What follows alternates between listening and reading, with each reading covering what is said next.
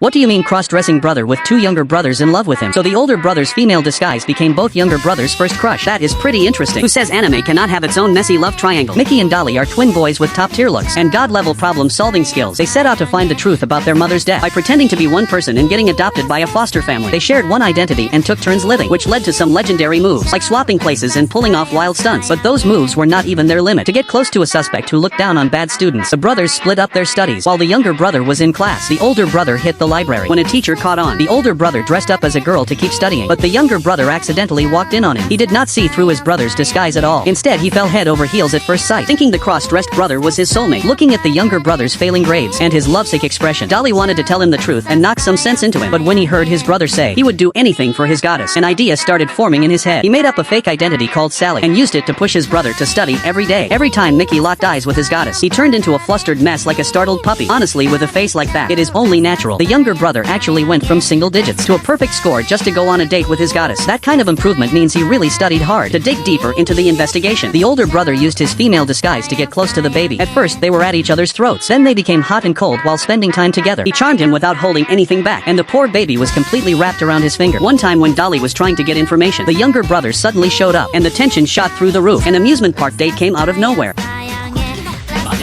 話の途中だ。その汚い手でサリちゃんに触れるの。病原菌を持ち込むネズミはひどいよ。私、エイジ君と付き合ってるの。